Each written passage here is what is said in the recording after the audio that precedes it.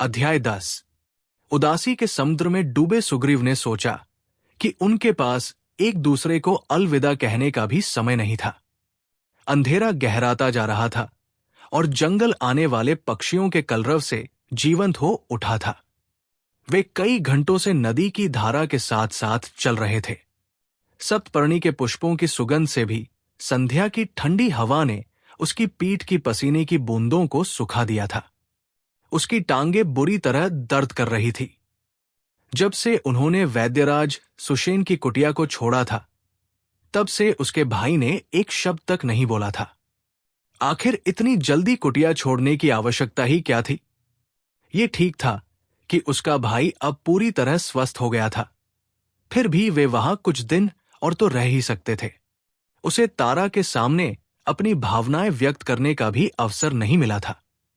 जब वे वैद्यराज सुषेण से विदा ले रहे थे, तो उसने तारा को नदी के किनारे से भागकर आते हुए देखा था। सुग्रीव उससे बात करना चाहता था, किंतु वो केवल बाली को निहार रही थी। उसका गला जैसे कड़वाहट से भर गया। उसने उसके साथ क्या अनुचित किया था, जो वो इस प्रकार उसकी उपेक्षा कर रही थी? उसने ऋक्षराज को तारा के गालों को थपथपाते देखा, लेकिन उसे पूरा विश्वास था कि उन्होंने तारा को कुछ नहीं बताया था। वो एकटक बाली को देखती रही, जो ऐसे चल रहा था जैसे उसे वहां से आकर राहत महसूस हो रही थी, जैसे तारा का कोई अस्तित्व ही नहीं था। सुग्रीव उसे पीछे छोड़ आया था, बिना एक भी शब्द बोले, बिना उसकी ओर देखे। वो उससे गुस्सा था। वो ऐसे व्यवहार के योग्य नहीं था। उन्होंने कितनी ही सुखद शामें एक साथ बिताई थी। क्या उसने उसे बुनकर पक्षी का घोंसला नहीं दिखाया था? क्या वो उसके लिए पके हुए जामुन तोड़ने के लिए वृक्ष की सबसे ऊंची शाखा पर नहीं जा चढ़ा था? क्या वे दोनों बरामदे में बैठकर एक दूसरे को भूत प्रेतों और यक्ष के किस्से नहीं सुनाते थे? और इसके बावजूद उसने बिना किसी कारण उससे बोलना बंद कर दिया था। पिछले 4 महीनों से उन्होंने शायद ही एक दूसरे से कोई बात की होगी। सुग्रीव ने जड़वत्सा कर देने वाला बोझ अपने सीने पर महसूस किया। हमें और कितनी दूर तक चलना होगा?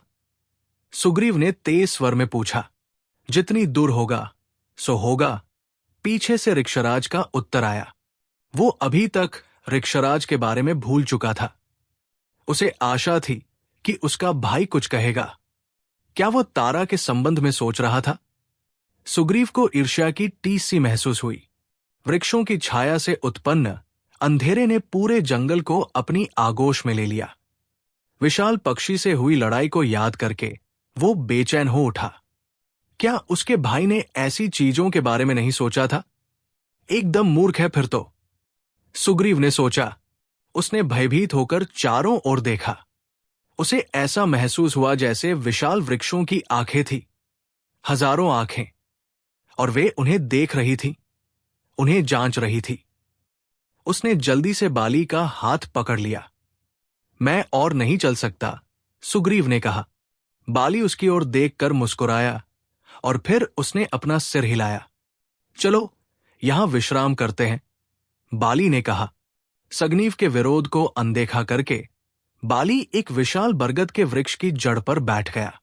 इस वृक्ष पर भूत प्रेतों का निवास हो सकता है।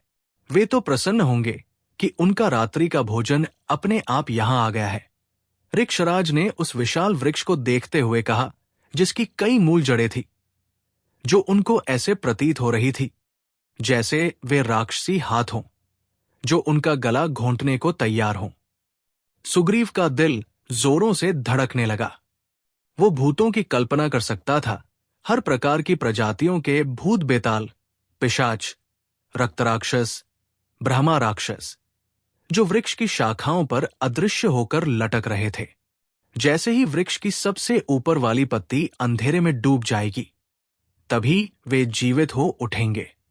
वे अपना शिकार शुरू कर देंगे और पाएंगे कि उनका शिकार स्वयं चलकर उनका ग्रास बनने आ गया है।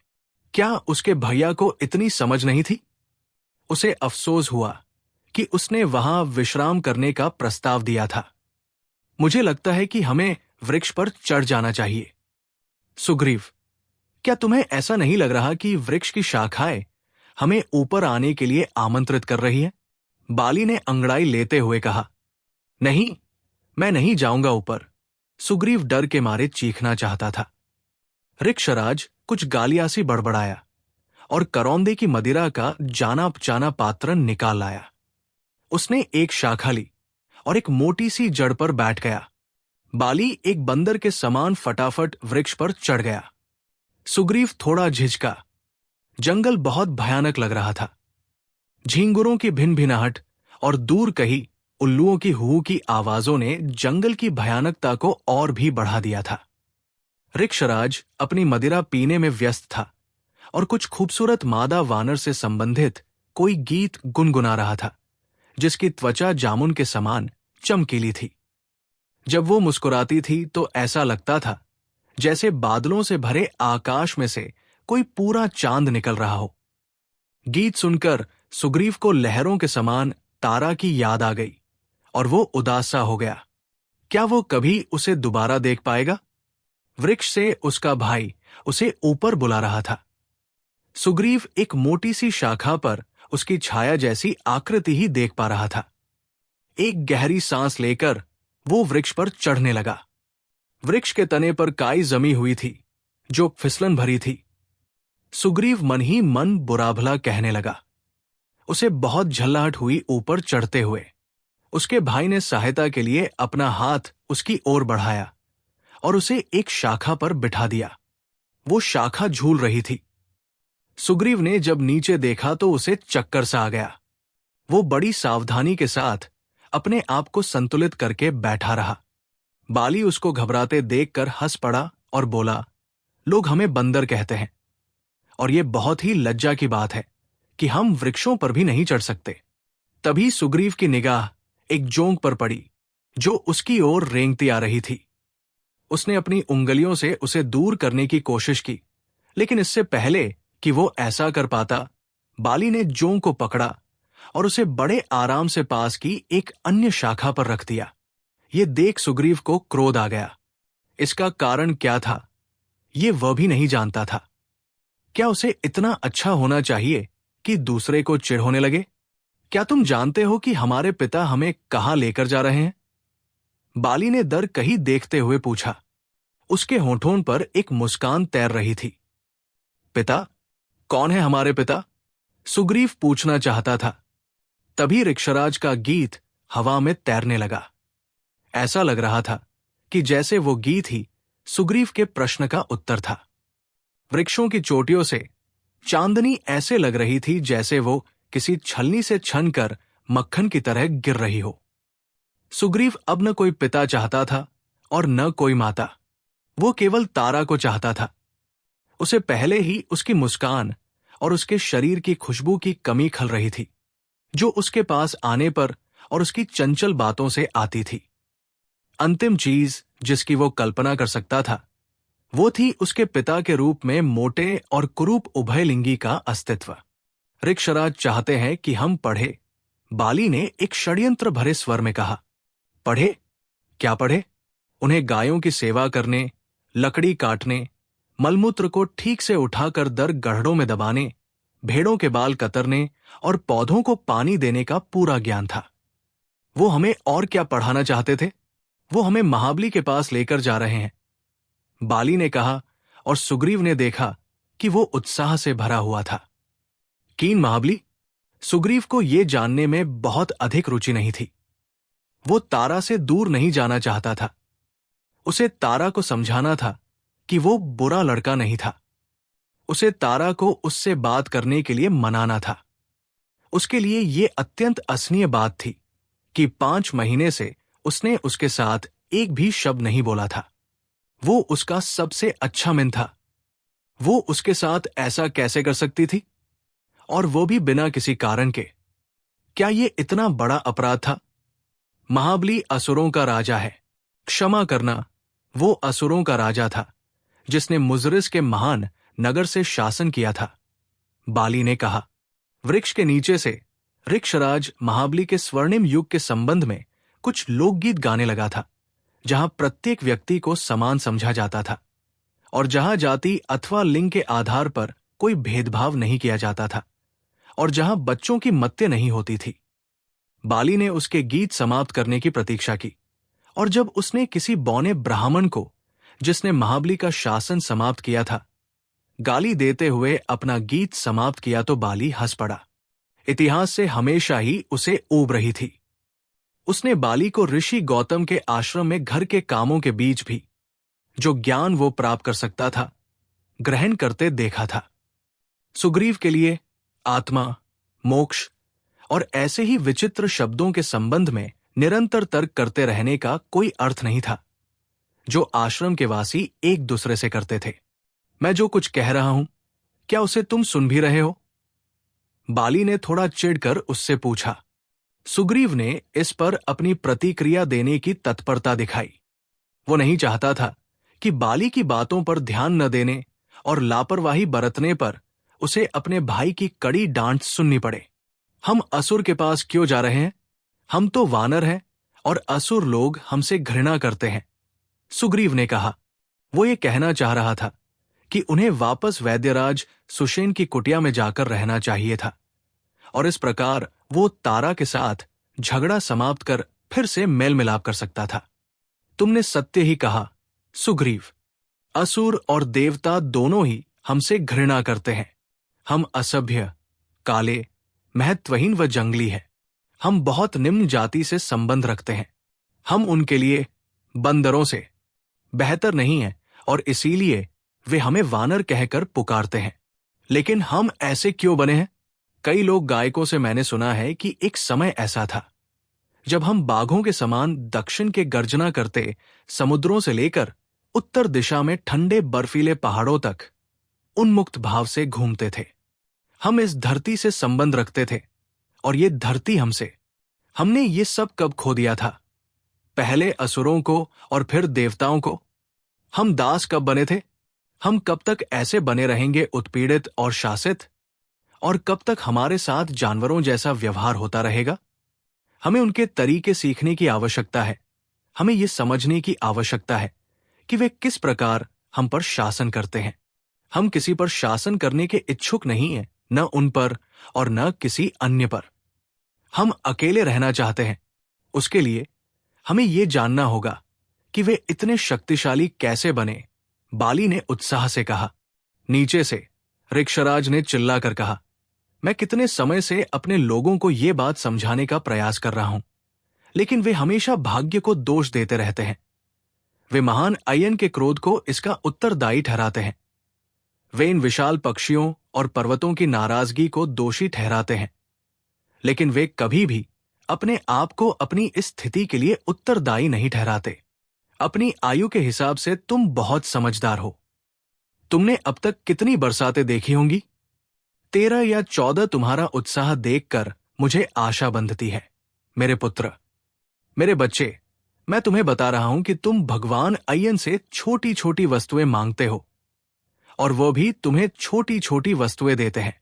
तुम अयन से बड़ी चीजें मांगो तो वो तुम्हें बड़ी चीजें देंगे। बाली, तुम उनसे हमारे लोगों की स्वतंत्रता मांग रहे हो।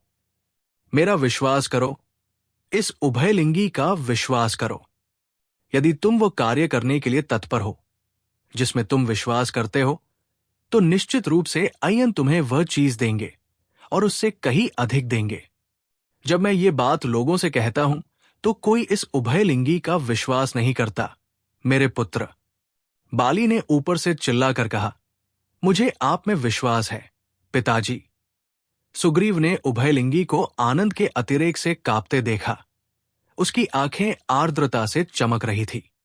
ऋक्षराज ने जब देखा कि दोनों किशोर उसकी ओर देख रहे हैं, तो उसने जल्दी से अपना चेहरा दूसरी ओर घुमा लिया। वो कुछ प्राचीन मंत्रों का जाप करने लगा, जिनका अर्थ सुग्रीव को बिल्कुल भी समझ नहीं आता था। वहां एक छोटा सा वृक्षरहित क्षेत्र था, जहां विशाल बरगद के वृक्ष की एक शाखा गिरी हुई थी। ऋक्षराज उस स्थान पर आकर कुछ बड़बड़ाने लगा, और उसने सिर उठाकर ऊपर आकाश की ओर देखा। आप क्या देख रहे हैं पिताजी? बाली हंसा। चुप, ऋक्षराज ने कहा। अगर अयन को मुझ पर विश्वास है तो वो मुझे एक संकेत भेजेंगे। यदि तुम अयन में विश्वास करते हो तो इसका क्या अर्थ हुआ? बाली वृक्ष की शाखा से चिल्लाया। नहीं मूर्ख, निश्चित रूप से मेरा विश्वास अयन में है। अब बस आवश्यकता इस बात की है कि वो मुझ उभयलिंगी में विश्वास करें, ऋक्षराज ने चिल्लाकर कहा। बाली सुनकर हंस पड़ा। ऋक्षराज ने दर आकाश में घूर कर देखा और अपने इर्द गिर्द एक वृत्त की शक्ल में अपनी मदिरा का छिड़काव किया। उसके बाद वो फिर से मंत्रोच्चारण करने लगा। वो क्या कर रहे हैं? सुग्रीव ने थोड़े अरुचिकर भाव से पूछा। ये व्यक्ति एक शर्मिंदगी का कारण बनता जा रहा था। वो और तारा उसकी हरकतों को याद करके उसकी पीठ पीछे हंसते रहते थे। अचानक तारा की यादों ने उसके मन को झकझोर कर रख दिया। वहां वहां ऋक्षराज के अचानक चिल्लाने से सुग्रीव चौंक उठा। मोटा उभयलिंगी पश्चिम दिशा में आकाश की ओर इशारा करके ऊपर नीचे कूद रहा था। अयन ने मुझसे बात की। अय्या अय्या, अपनी सुध बुध खो चुके किसी व्यक्ति के समान वो पश्चिम की ओर बढ़ा और झाड़ियों में जा घुसा। ऊपर से वे अयन में विश्वास दिलाते शब्द ही सुन सकते थे, लेकिन उसे देख नहीं सकते थे। वो नशे में है, सुग्रीव ने कहा तो बाली हंस पड़ा। हाँ बिल्कुल, लेकिन प्रसन्न भी है। वो दबी हुई हंसी हंसा। उसने आकाश की ओर संकेत करते हुए कहा, सुग्रीव, वो देखो उल्का पिंड। ऐसा माना जाता है कि अयन इस प्रकार ये संकेत देते हैं कि ये हमारी सभी इच्छाओं को पूर्ण करेंगे। अयन हमें देखकर मुस्कुरा रहे हैं। चलो हम प्रार्थना करें। बाली ने अपनी आंखें बंद कर ली और अगल बगल कूदने लगा। उसके ऐसा करने से शाखा हिलने लगी और सुग्रीव डर गया कि कहीं वे अपना संतुलन खोकर नीचे ही न गिर जाए। उसके पास अयन से मांगने के लिए कुछ नहीं था। तारा का चेहरा उसकी स्मृति में कौंध उठा और उसने गुस्से से उसे परे धकेल दिया। उसने अपने चारों ओर देखा। बहुत दूर कहीं वानरों के गांव से ढोल की थाप सुनाई दे रही थी। झाड़ी से ऋक्षराज भावुक होकर फटी हईसी आवाज में बोला, ओ अयन, ओ पर्वतराज, अंततः आप इस अभिशप्त जाति के लिए कुछ दया भाव दिखा रहे हैं। आपने मुझे एक बालक दिया है जो अपनी आय से कहीं अधिक बुद्धिमान है और वो विशाल पक्षी से युद्ध करने के लिए पर्याप्त रूप से बहादुर है। अंततः आपने अपना श्राप दूर कर दिया। वनराज, मुझे विश्वास है कि आप हमसे यही कह रहे हैं कि एक दिन हम दास्ता से मुक्त हो जाएंगे। महान असुर को उसके ज्ञान से वंचित न करो। हमें आशीर्वाद दो, भगवान की एक दिन हम में से कोई आपकी पूजा करने के योग्य हो। सुग्रीव बहुत शुक्रगुजार था कि वहां ये तमाशा देखने वाला कोई नहीं था। यदि तारा यहां होती तो वो बहुत लज्जित महसूस करती। वो उस कन्या के बारे में क्यों सोच रहा था? वो मेरी कोई नहीं है, उसने खुद ही ये दावा किया और उसका दिल भारी हो गया। उसने एक गहरी सांस ली। उसे दूर से नगाड़ों के स्वर सुनाई दिए। शायद वहां जंगल के अंदर वानरों के कुछ गांव हैं। हो सकता है कि देवताओं और असुरों के हमले से बचने के लिए वहां छिपे हैं, जो अक्सर उन्हें अपना दास बनाने के लिए वहां उन्हें पकड़ने आया करते हैं। इस कारण उनकी जनसंख्या तेजी से घट रही थी और जोर जोर से नगाड़े बजाकर ये मूर्ख लोग उन्हें दास बनाने हेतु पकड़ कर ले जाने के लिए उनके पास आने का संकेत भेज रहे थे। शायद वहां कोई त्योहार या विवाह या किसी कन्या का जन्मोत्सव चल रहा था। यह भी हो सकता है कि किसी का अंतिम संस्कार हो रहा हो। वानरों के लिए प्रत्येक अवसर एक उत्सव था। जन्म तब था जब अयन ने अपनी आत्मा उरियर को एक वानर के रूप में बसाने का निर्णय लिया था। मृत्यु तब जब उन्होंने उडियर को वापस अपने पास बुला लेने का निर्णय किया था। दोनों अयन थे और इसी प्रकार बीच में जीवन था। अयन की आत्मा उय्यर वृक्षों में, कीड़ों मकोड़ों में, पक्षियों या जानवरों में, चट्टानों या नदियों में निवास करती थी। प्रत्येक क्षण वहां एक उय्यर थी, एक आत्मा जो पलक झपकते ही अपना रूप बदल लेती थी। वानरों और असंख्य प्राणियों जो मिलकर एक ब्रह्मांड की रचना करते थे, सभी में एक जैसी अय्यन की उड़ियर थी। वहां ऐसी कोई चीज नहीं थी जिसमें उड़ियर न हो। पृथ्वी, पर्वत, वृक्ष, पत्थर, सितारे, आकाश और सूर्य और चंद्रमा सब में उड़ियर थी। और प्रत्येक वस्तु अय्यन की आत्मा से जीवित थी और उसी से स्फूर्त थी। ऋक्षराज ने कई बार उन्हें अय्यन की महिमा के संबंध में बताया था, लेकिन अय्यन से क्या प्रार्थना करनी है और कैसे करनी है, इसका सुग्रीव को बिल्कुल भी ज्ञान नहीं था। जंगल धुंधली चांदनी में नहाया हुआ था। उसके पूर्व में तुंगभद्रा नदी दूर समुद्र से मिलने के लिए अपना मार्ग बनाती चलती थी। दूर पहाड़ियों के ऊपर चमगादड़ उड़ रहे थे। उसने ऊपर आकाश में देखा कि वहां अनगिनत तारे टिमटिमा रहे थे। हल्की हल्की ठंडी हवा उसके शरीर में सिहरन उत्पन्न कर रही थी। हवा में ठंडक बढ़ती जा रही थी। झींगर झाड़ियों में निरंतर संगीत पैदा करके उसके कानों में उड़ेल रहे थे। उसने अपने भाई को प्रार्थना करते हुए और अपने दत्तक पिता को होंठ हिलाकर कुछ बड़बड़ाते हुए देखा। वे किस लिए प्रार्थना कर रहे थे? यदि प्रत्येक वस्तु अय्यन की इच्छा पर निर्भर थी तो फिर प्रार्थना करने का क्या लाभ था? उसने इधर उधर देखा। उसने जंगल के ऊपर जुगनुओं को नृत्य करते हुए देखा तो वो मुस्कुरा पड़ा। क्या वे कोई आकृति बना रहे थे? क्या वे उसे कुछ बताना चाह रहे थे? वो उनकी नादानी पर मुस्कुरा पड़ा। हवा में सप्तपर्णी पुष्पों की मधुर सुगंध फैली हुई थी। उसने एक गहरी सांस ली और ठंडी हवा उसकी छाती से आकर टकराई तो उसकी कंपी छूट गई। सुग्रीव कामना करने लगा कि काश वो जंगल के स्वर्गिक सौंदर्य, सप्तपर्णी पुष्पों की सुगंध, जुगनुओं के नृत्य और दूर सितारों की शीतलता को अपने हाथों में कैद कर पाए और अनंत काल तक इस क्षण को अपने पास सुरक्षित रख सके। अय्यन से प्रार्थना पूरे साहस से जारी रही। उभयलिंगी ने उसके भाई सुग्रीव के विचारों को पूरी तरह से बदल कर रख दिया था। अचानक उसने अपनी चिंतन प्रक्रिया पर विराम लगा दिया। क्या उसने बाली की प्रार्थनाओं में कोई विचित्र बात सुनी थी? उसके शरीर की प्रत्येक नस तन गई। क्रोध और ईर्ष्या उसके अंदर अपने विषैले दांत निकालने लगे थे। उसने इस बात की पुष्टि करने का प्रयास किया कि क्या उसने ठीक सुना था। उसका भाई उन अनगिनत वानरों के लिए प्रार्थना कर रहा था जो देवताओं और असुरों के दास थे। उसका भाई उन कुछ वानरों के लिए प्रार्थना कर रहा था जो अपना जीवन बचाकर निकल गए थे और देवताओं या असुरों के हमले से डरकर घने जंगल में जा छिपे थे। सुग्रीव को दोनों की ही परवाह नहीं थी, लेकिन उसे एक ऐसा शब्द सुनाई दिया जिससे उसके रोंगटे खड़े हो गए।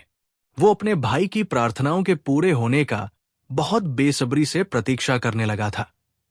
उस शब्द के फिर से सुनाई देने की प्रतीक्षा करने लगा जिसने उसे चौकन्ना कर दिया था।